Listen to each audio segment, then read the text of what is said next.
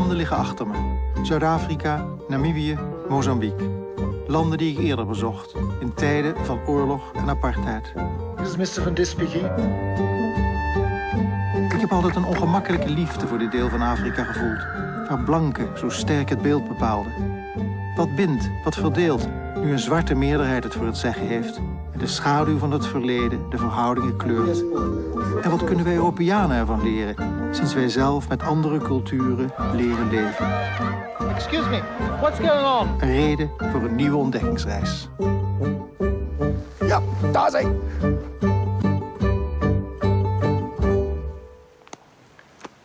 Naar het slaperige Windhoek, de hoofdstad van Namibië, nemen we het vliegtuig naar Maputo, de hoofdstad van Mozambique.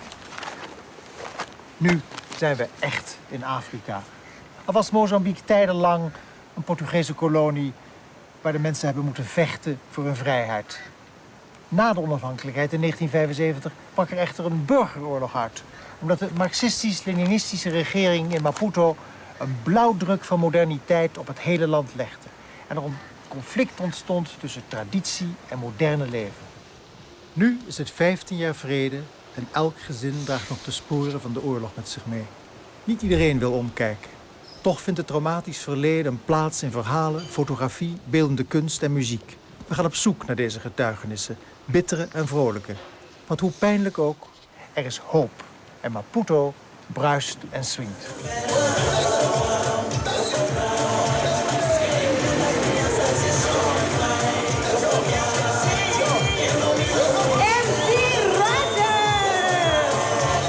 Here we are.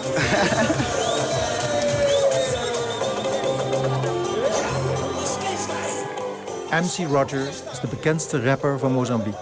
Beroemd in Brazilië en Portugal. Hij heeft een eigen tv-show en 4 mobiele telefoons. Zijn levenswijze spreekt op geldgerichte jongeren zeer aan. In zijn laatste hit, Patrão é Patrão, de baas is de baas, steunt hij de huidige president. De rapper doet een beroep op de jeugd het land te helpen opbouwen. In a few minutes, we're gonna be down there.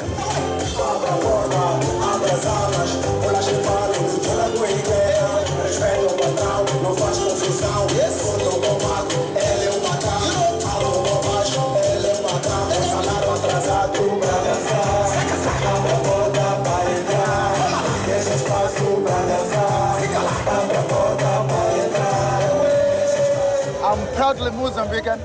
And if there is a place for me to be, it's Mozambique. Many other African-speaking Portuguese countries, we're facing a lot of problems of AIDS and poverty and all that. But I think if somebody gotta change this situation, all of us. We gotta do something. If you have to do it musically, by taking a good message to the people, to the country, to the village, is all I think we must do. And I'm already doing that myself. Only positive things. On the positive things. I'm concentrating on the positive things. I'm using my music so we can have a better Mozambique where everybody can afford to buy a t-shirt, a Versace t-shirt, you know what I mean? Everybody can go to school, everybody can have a better water, and the people can go to school and have food, you know what I mean? Those things. Food and Versace. Food and Versace, why not? Maputo, onder Portugees beheer bekend als de Lourenço Marques, een bloeiende havenstad. Toen na de onafhankelijkheid van 1975 het marxistisch-leninistische Frelimo het bestuur overnam, stuitten de idealen van de geradicaliseerde bevrijdingsbeweging op verzet van het Westen. De Sovjet-Unie schoot maar al te graag te hulp, maar het verval trad snel in. De witte minderheidsregimes van Zuid-Afrika en Rhodesië vreesden de communistische invloed en steunden de oppositiepartij Renamo. Een bloedige burgeroorlog volgde. Met de vrede van 1992 kreeg de oppositie weer een stem. Maputo klautert op. De hotels openen hun deuren voor toeristen. Hotel Cardozo, opgeknapt, in de verf. Bij de oorlog, leeg, alles kapot. Aan de overkant hoorde je het schieten. 's Avonds zag je werkelijk de bombardement. En hier at ik. Maar wat stond er op de kaart? Ja, een heel menu. Maar het enige wat je kon krijgen, aardappelen en kool. En er waren 2 obers. Ze wenkten naar elkaar, maar de ene ober bleef altijd achter de pilaar staan. Soms de ene, soms de ander. En na een paar minuten had ik het door.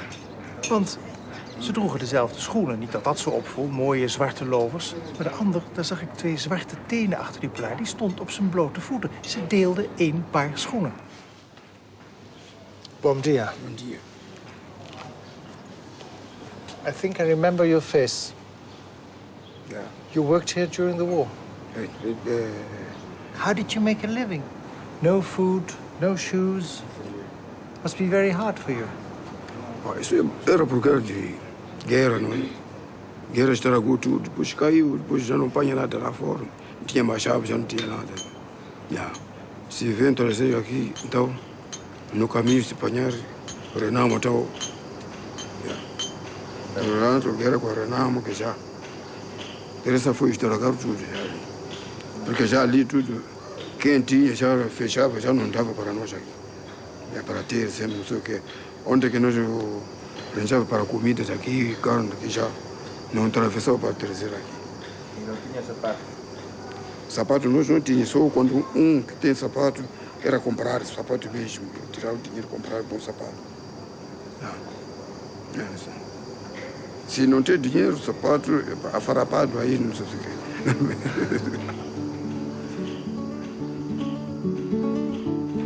Het land lijkt weer in harmonie met zichzelf. Afrikaanse tradities en door de kolonisten opgelegde zeden vinden elkaar in de veelbezochte kerkdiensten. De tijd dat het Frelimo uit naam van een andere heilsleer de godsdienst afzwoer en kerkelijk bezit nationaliseerde of vernietigde, is voorbij. De eens vervallen kathedraal van Maputo is opgelapt. Mozambique trommelt er weer christelijk op los. Oud-president Joaquim Chissano is een van de trouwste bezoekers.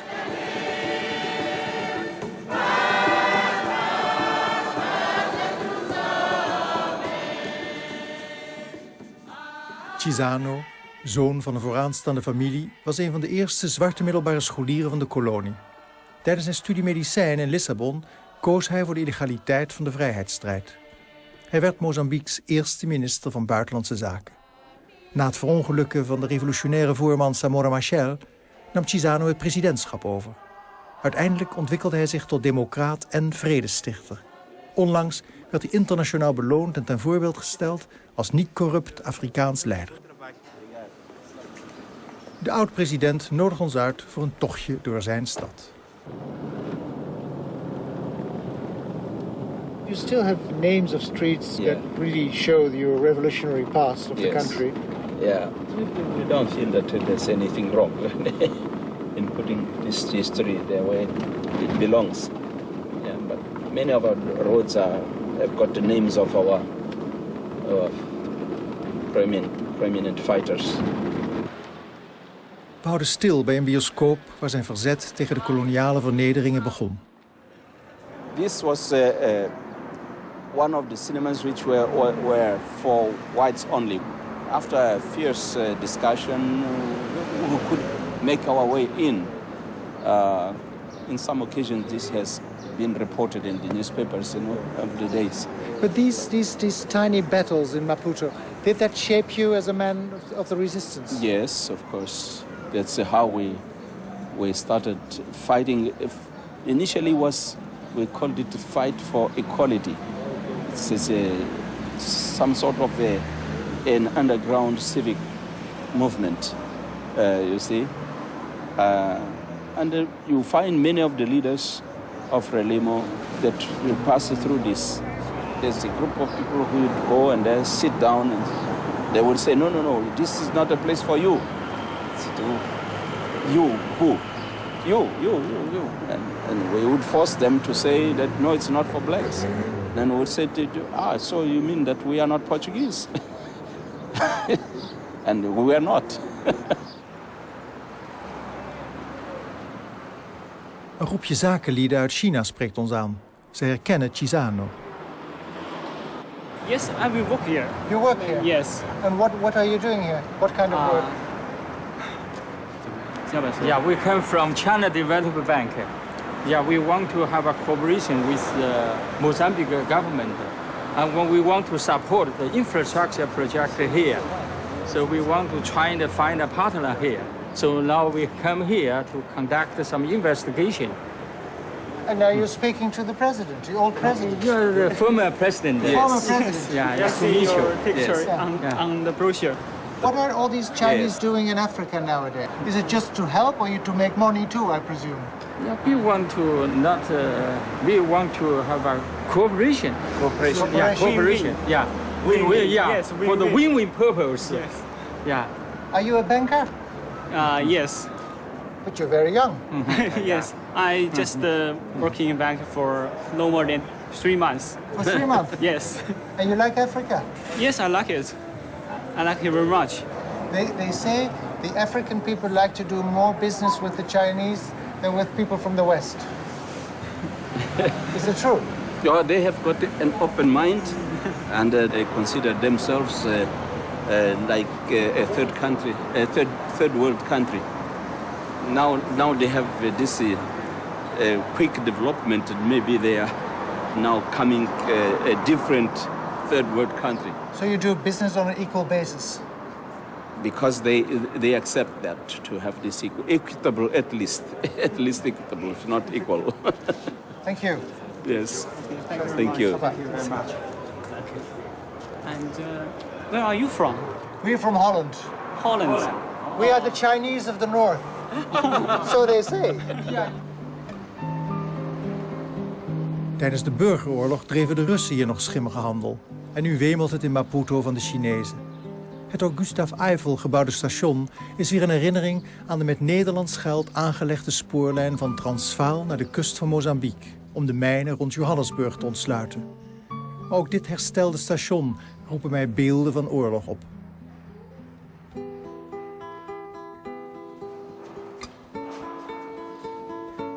Wagon gemaakt in Zuid-Afrika. Dit is de trein naar Ressano Garcia, vanouds stad waar de mijnwerkers worden verzameld door de Zuid-Afrikaanse recruteringsbureau Vanella richting mijnen Johannesburg. En nog steeds gaat die trein. Alleen nu wordt de spoorlijn gerepareerd, want dit was een traject dat altijd beschoten werd door de bandieten. En deze trein moet ook beschoten zijn. Je ziet nog een paar sporen van kogelgaten. Ik heb in zo'n trein gezeten, naar Ressano Garcia, ben beschoten. Heel merkwaardig, want ik wist het niet eens. Want het klinkt namelijk niet als een kogelschot in een film. Maar het klinkt zoiets dergelijks. Maar ik ben wel doodsbang geweest in deze trein. Dus eens kijken wat ik nog ervaar nu ik erin stap.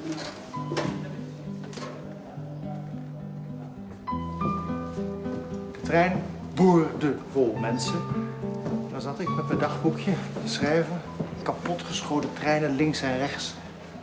En toen de kogels dwars door de ruiten en op de grond gaan liggen en als een gek in mijn boekje zitten schrijven. Ik dacht, dit mag ik nooit vergeten, dit mag ik nooit vergeten. Ik zat te twijfelen over een D, een T en een komma en een punt. Als een soort gebed van grammatica, omdat ik doodsbang was. Maar zo kon ik het aan.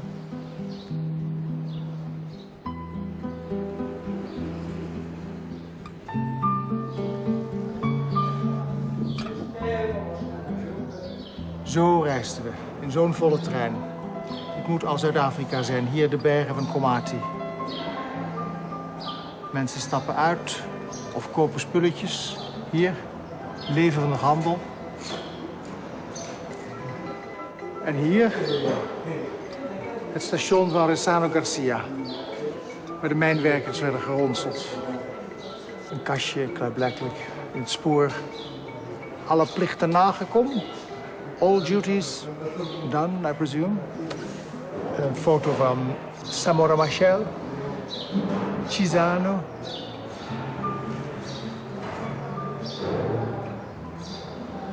Fantastisch. Oude foto's die toch niet genoeg zeggen. De weken dat ik in de zomer van 1989 door het door bandietenlegers geteisterde land reisde, laten me niet los. Ik zoek getuigen uit die tijd. En ga op bezoek bij de bekendste fotograaf van Mozambique, Ricardo Rangel. Hij legde de vrijheidsstrijd vast, maar ook de burgeroorlog. Rangel is suikerziek en herstellende van een beenamputatie. Rangel is een nationale held. Zijn archief geeft de geschiedenis van het jonge land een gezicht. Zijn foto's hangen in de internationale musea. Tegenwoordig leidt hij samen met zijn Zwitserse vrouw Beatrice fotografen op.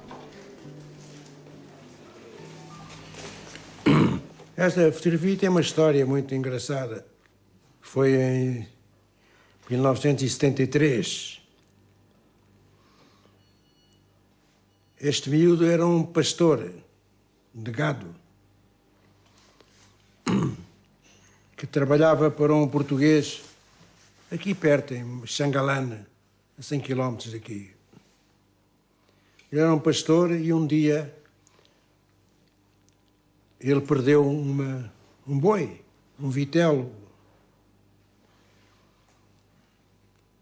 Ele perdeu vitelo e ele, como sabia que o patrão era mau, fugiu.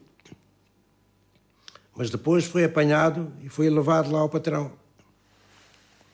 E o patrão, como castigo, marcou com ferro em brasa na testa dele. Assim mesmo. Com a esclava.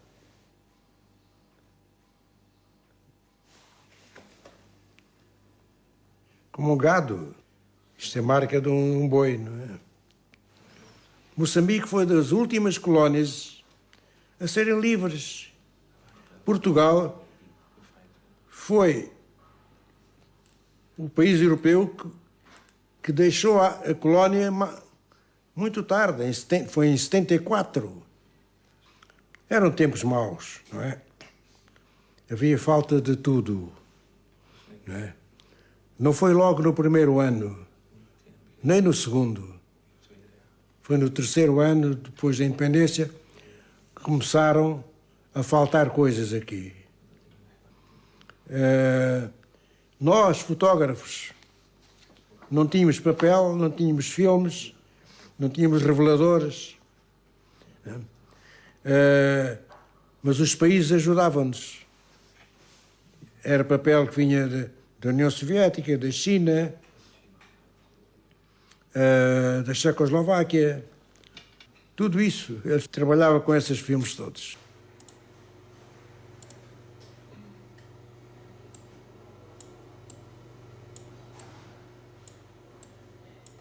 Ricardo fotografierte erstens mal, die Ungerechtigkeiten und all die Dinge zu denunzieren, nicht das war. Aber der Mensch steht immer im Mittelpunkt. Er bezieht sich immer wieder auf den Menschen, nicht? Auf die Leiden, die Freuden, das Altern, all das steht immer im Mittelpunkt seiner Fotos. Isto foi uma foto de 74 na Tanzânia. Porque há muita gente que falava que Samora e falava assim, com espinha de borracha. Samora. Eu não. Man to man. Homem para homem. Aqui. Eu gosto desta foto por causa disto. O Samora era assim. Ele era formidável. Por exemplo, nós, depois da independência, ele reuniu conosco, com os jornalistas todos, e disse que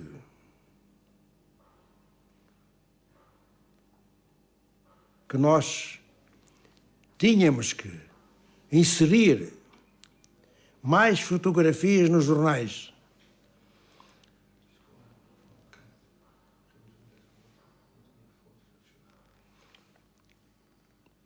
Pôr mais imagens nos jornais, porque isto era um país de analfabetos. E um analfabeto pode ler uma imagem, não é? Não precisa saber escrever nem ler para compreender que isto é uma ponte destruída. Ele vê, não é?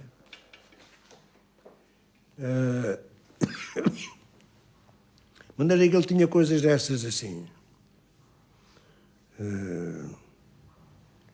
Está claro, nós tínhamos dificuldades ir para aqui, fazer essas fotografias, também era muito difícil. Os militares não queriam. Nossos militares. É perigoso, vocês depois morrem, depois a responsabilidade é nossa. E nós dizíamos assim, não faz mal, nós vamos na nossa responsabilidade. E mesmo assim era difícil, mas nós íamos à nossa responsabilidade. Civil War. Yes.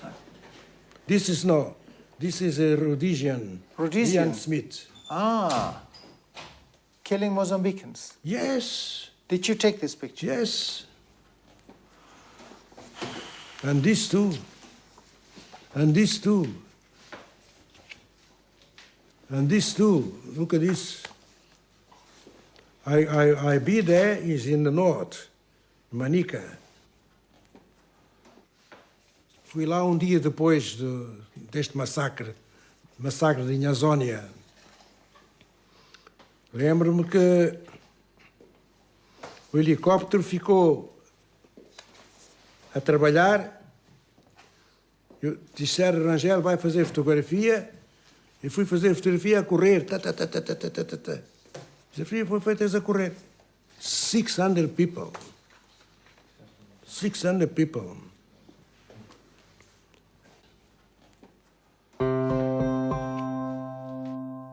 Rangel toont me nog meer gruwelfoto's. Lijken, opgeblazen bruggen.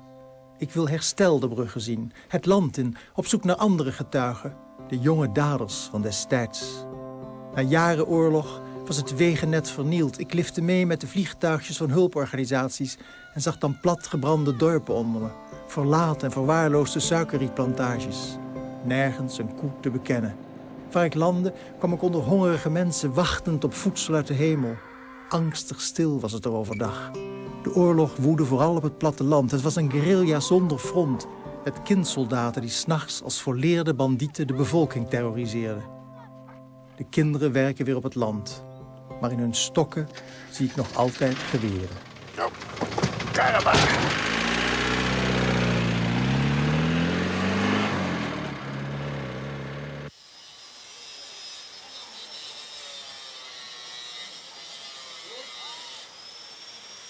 We zijn in Xai-Xai aan de kust van de Indische Oceaan. En we zijn op weg naar Malahise. Daar gaan we kindsoldaten spreken. Mannen van 30 nu al. Maar de auto is kapot en die moet gerepareerd worden. Hij maakt vreemde geluiden. Maar dan moet hier ergens een mechanicien zijn.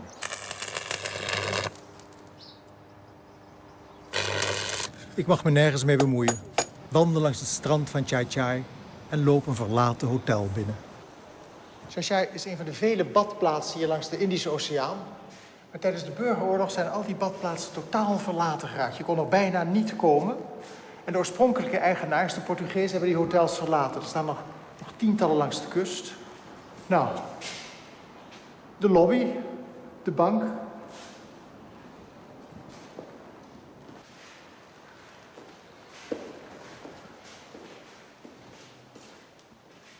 Als je in die tijd je bestellingen plaatste en moest betalen, dan kostte dat al gauw 60 miljoen, 120 miljoen. Een dienblad met geld werd opgedragen. Je ziet het nog in deze kassa. Enorme bedragen. 900.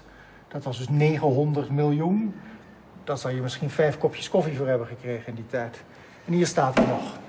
De inflatie roest hier weg achter de bar. Komt terug, die herinneringen. Die herinneringen van kapotgeschoten mensen langs de weg. Een afgehouwen hoofd met een geslachtsdeel erin. Dat heb ik nooit opgeschreven, maar dat hoofd dat rolt in mijn dromen nog wel eens voorbij. En dat denk je aan als je hier staat.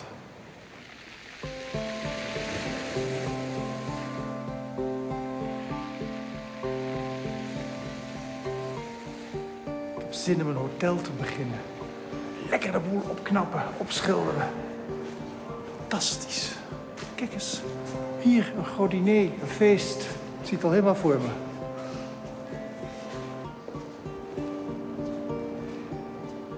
Kijk nou toch. Het ijzer heeft schubben gekregen. Schubben van roest. Eigenlijk is het nu een kunstwerk geworden. Zou je het eruit moeten halen en tegen een mooie witte wand moeten zetten. Voor zover de mensen nog herinnerd willen worden aan de oorlog en het verval. Maar mooi is het wel.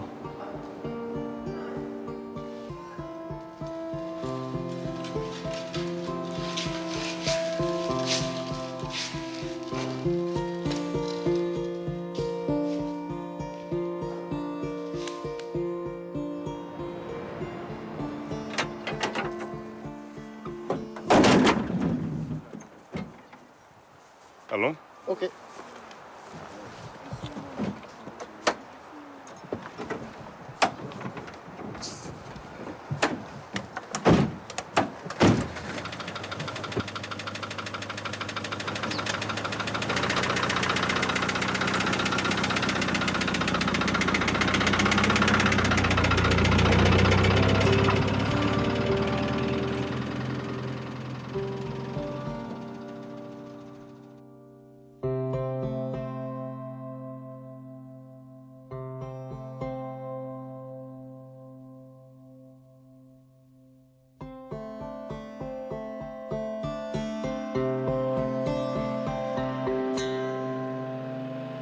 We rijden door naar Maleise, toevallig ook de geboorteplaats van Chisano. We hebben een afspraak met 2 voormalige kindsoldaten die na een omzwerving in het bandietenleger weer door een oude gemeenschap zijn opgenomen. Vooral het Renamo maakte gebruik van kindsoldaten die onder invloed van drugs de gruwelijkste daden pleegden. Duizenden kinderen hebben hun eigen ouders moeten vermoorden. Rafael kreeg bij zijn terugkeer in de clan een stukje land toegewezen. Hij is inmiddels een volwassen man van 35 en heeft een gezin gesticht. Nee, we waren in 14 anos, ja sungula ku terna za ku endla 15 malembe ku zina. Ni endla 15. Se ni nghene ku lwena ni 15 malembe.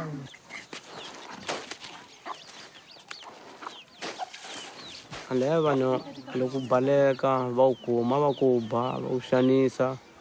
Loko va nga lavi ku dlaya va ku teka va ku boha henhla u tshama kona. Eka ntlhanu masiku lin'we wa tinchumu.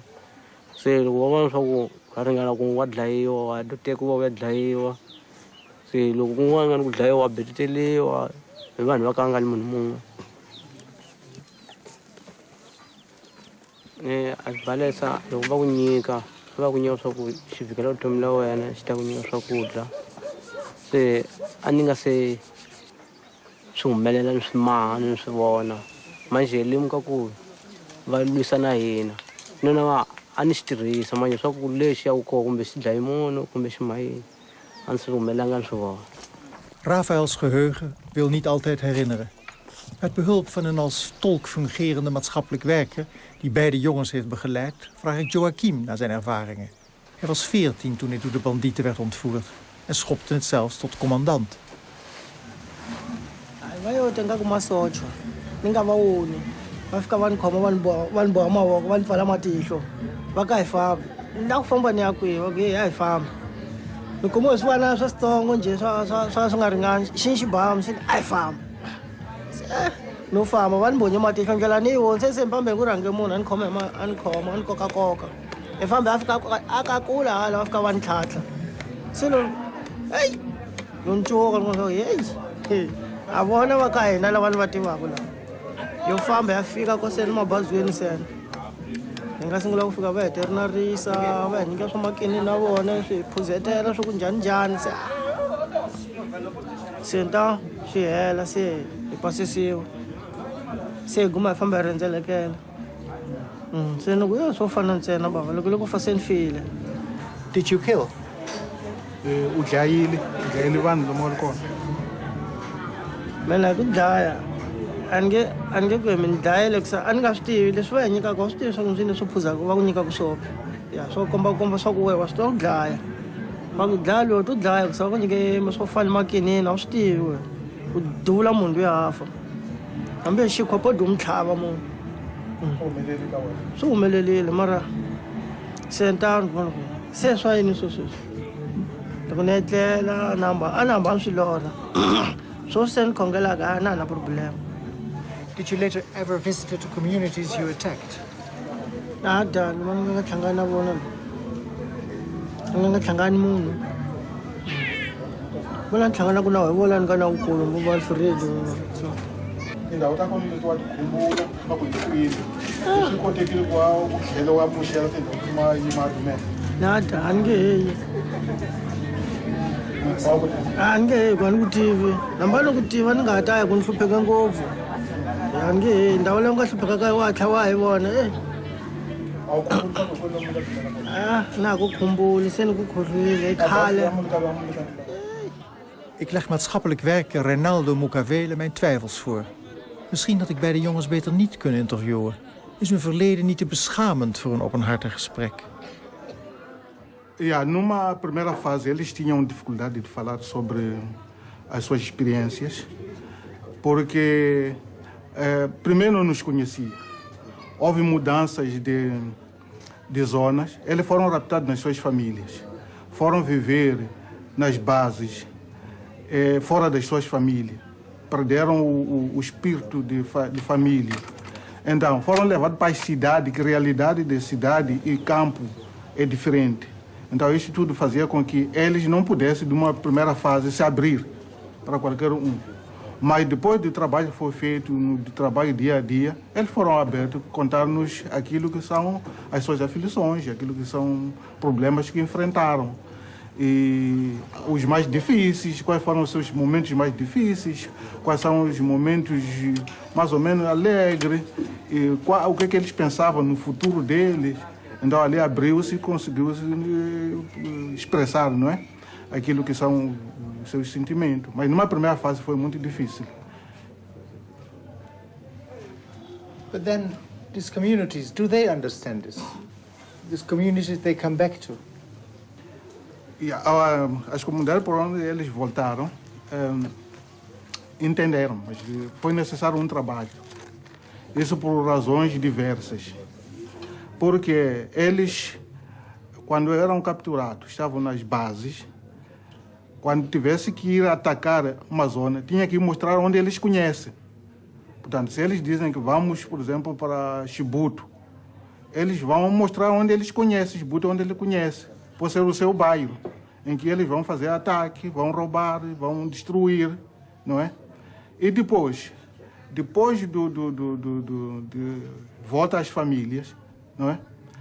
Aliás, durante aquele ataque, eles veem que a pessoa que comandou ou que o guia foi o filho de fulano ou foi o fulano, não é? Então, passado algum tempo, essa pessoa volta.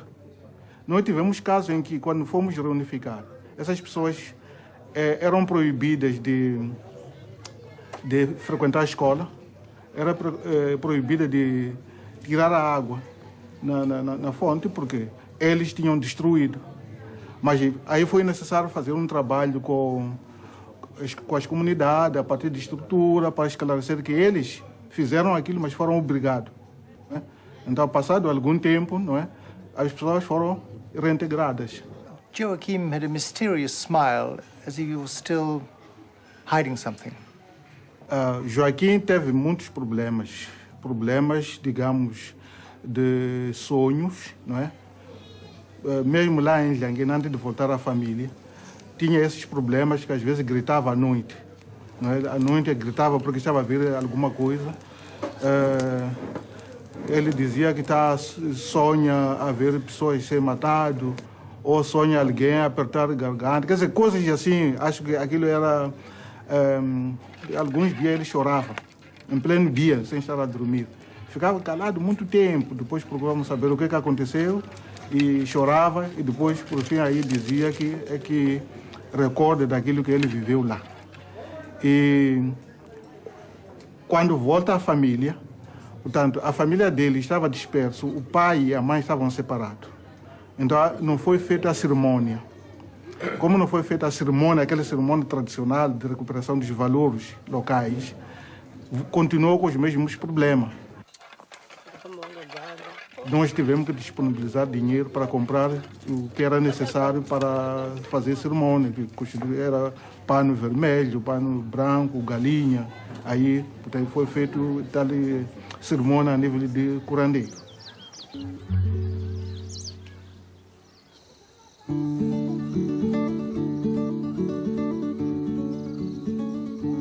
Zoals in het land brug voor brug de sporen van oorlog worden uitgewist, zo proberen ook mensen hun beschadiging te vergeten. Alleen mensen zijn niet van beton. Terug in Maputo. Ik bereid me voor op een gesprek met een welwillender getuige, de schrijver Mia Couto. De surreële waanzin van de oorlog speelt een grote rol in zijn internationaal geprezen romans. Couto sloot zich als medisch student aan bij de bevrijdingsbeweging en vertrok niet naar de onafhankelijkheid, zoals de overgrote meerderheid van de Portugezen. Hij ging voor kranten en bladen schrijven. Couto noemt zichzelf een culturele mulat en wil als schrijver de grenzen tussen het traditionele Afrika en de moderne tijd verkennen. You were 20 in the year of independence. Did Mozambique and Mia Couto grew up together or matured together? Yeah, I'm older than my country, you know. It's a strange feeling. And that's fantastic because I have this epic sensation that I'm helping to invent. It's a kind of, I'm writing a type of fiction that is a country. Okay? This is a country that is a fictional work also, altogether collective work. I'm one of the guys that wrote the words for the national anthem, which makes me a little bit strange because when in other cases of the other countries they are all dead. Okay. Could you recite a few lines you added to the national anthem? Yeah, it begins like this: na memória de África e do mundo, pátria bela dos que ousaram vencer. That's the very beginning, which means and the memory of the world and in our own memory, this beautiful land of those who dare to fight and win. Okay, it starts like this. Okay. Mia Couto kreeg als journalist steeds meer problemen met het ideologisch dictaat van Frelimo. Hij ging op latere leeftijd biologie studeren en raakte betrokken bij wetenschappelijk onderzoek. This is a very unique bay. There's a very special types of ecosystems that can combine both salt water and fresh water. And you do research here? I've done before, not anymore, because I made my thesis on this mangroves ecosystems. The dynamic, they are very, very special. It's a very unique ecosystem that, that builds land, and it's a suicide thing because they build land for and then they die, and then they allow the others to come into the place. Okay. Mangrove lives from salt water and sweet water. Yeah, it's in the margin of this, the limits of both systems. A writer like you, are you a mangrove? I feel like a mangrove. I'm in the frontier. I'm in this line dividing Europe and Africa, dividing Orient and Occident, and dividing orality and the written world. Yeah, it feeds you both. Yeah, I have one foot in each place. This is an oral society. Everything comes into the words, and it's not just because people can't write, because people think in a different orality. It's a different logic. It's a different way of functioning, and it allows a lot of poetry. When people speak in Portuguese, they bring into the Portuguese this kind of poetry. People say, for instance, my car was sleeping outside. Okay, so the car sleeps, and you listen every day, and everywhere people bringing into Portuguese something that is not allowed in Portuguese, but it makes it better and more beautiful. When I read your books, I understand Mozambique much better, even the war. This strange thing is very difficult to explain. Do the Mozambicans, when they read you, understand their own past better? Mozambique it's so, even for us, it's so difficult to be understood, okay, because there's a lot of Mozambiques. We know now that it's not so easy. It's not a simple portrait. It's something that it is combining a lot of different cultures, different peoples. We are more than 30 different cultures and languages and people. Or if you talk with all these people around here, they suffer a lot with the war. They certainly have lost some of their own, but they don't remember. They don't want to remember. There's a kind of, people. If you visit Mozambique now, you will not feel the presence of a war that was really dramatic and took place during 16 years. Okay, so this is something that maybe in our work as writers we can help to remember. To remember without trauma, okay? Because people want to remember because they want to become owners again of this time. It belongs to us, that time. Even if it is a sad time, we have the right to revisit that time. So while transforming it into a story, you allow people to revisit without any sense of guilty, without pointing fingers to the others. And this is something we are doing, I think, as writers. But there's a very interesting thing. In South Africa, you feel the guilt of the past, especially the whites. Apartheid is not in their heads anymore, but it's still in their hearts, or I don't know. But they are liberated, but not the black people. But here, people fought for their freedom. They made mistakes, so they're not only victims, but also perpetrators.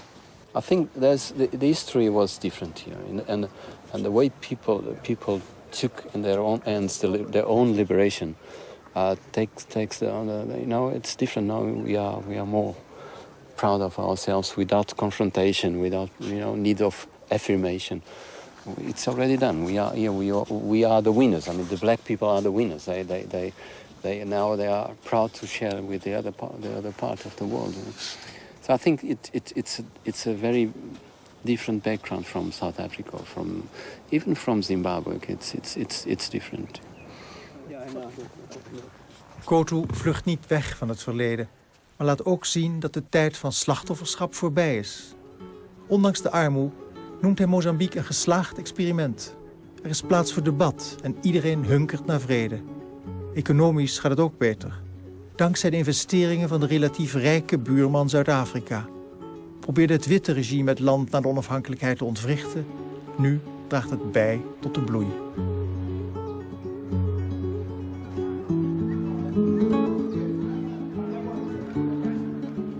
Uit trauma's verhalen maken. Of stille getuigen smeden uit vernietiging. Kunstenaar Gonzalo Mabunda versnijdt en last op een binnenplaats in het centrum van Maputo oude bommen tot beelden. Hij brak internationaal door met zijn uit wapentuig samengestelde objecten. Zijn werk staat in musea van New York tot Parijs. Hij heeft het er druk mee.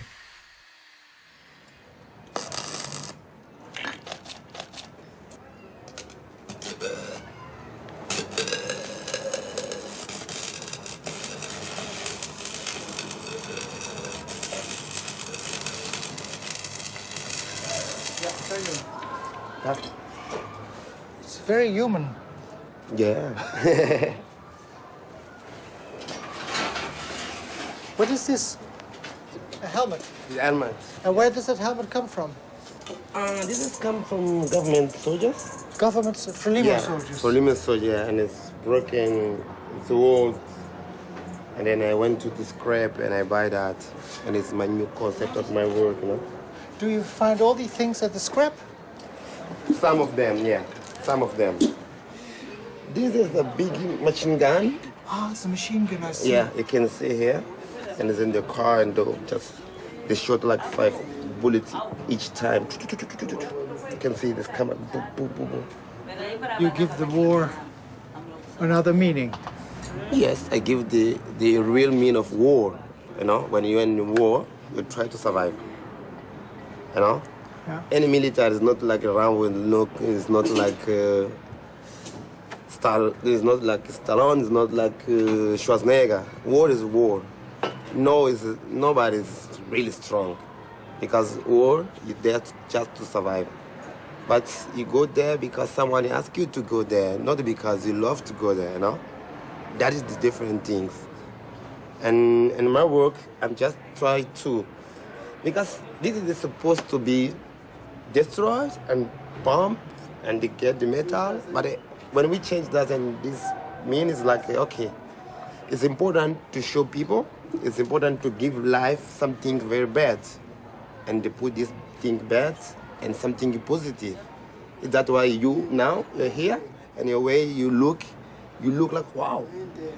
But when it's a weapon, it don't look like wow. You look like scared. That is the difference. And my way to work is like change thing bad, something beautiful, and beautiful. To give hope for people. Hope. Yeah, hope is what we need all over the world. We need hope, and we need to get peace. It's complicated, but we need. Terug naar de vredestichter Joaquim Chissano. Hij wil een volkswijk laten zien. Geen spectaculaire projecten. De vader des vaderlands gelooft in kleine verbeteringen.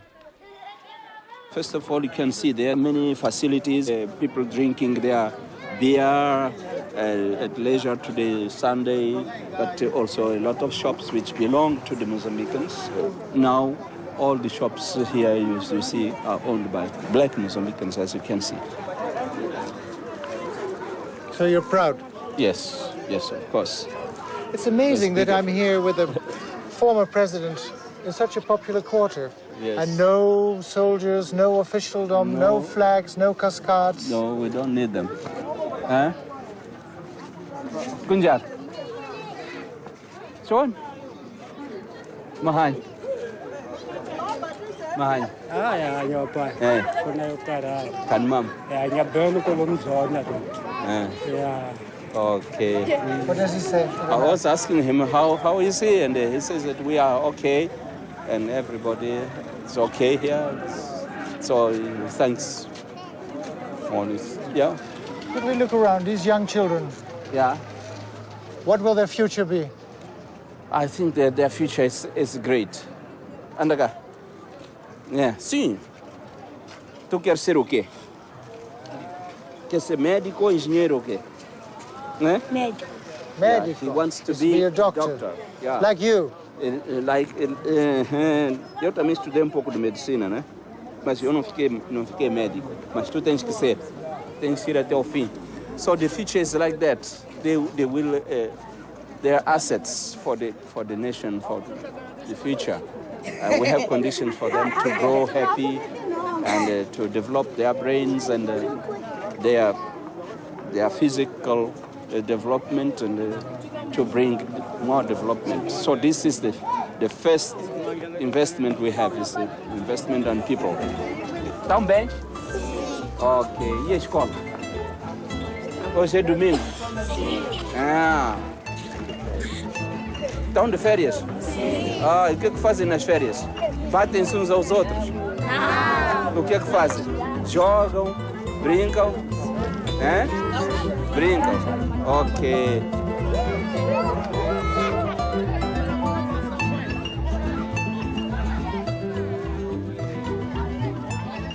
De jeugd. Meer dan de helft van de inwoners van Mozambique is onder de 18 en heeft de oorlog niet meegemaakt. We spraken met een muzikant, een fotograaf, een beeldhouwer, een schrijver die elke vorm zoekt om de wreedheden van vroeger een plaats in de geschiedenis te geven. De jeugd heeft behoefte aan die verhalen, om zich te wortelen in de toekomst. Want zij zijn het die nog lang moeten leven met de schaduw van het verleden, hoe zonnig hun toekomst ook lijkt.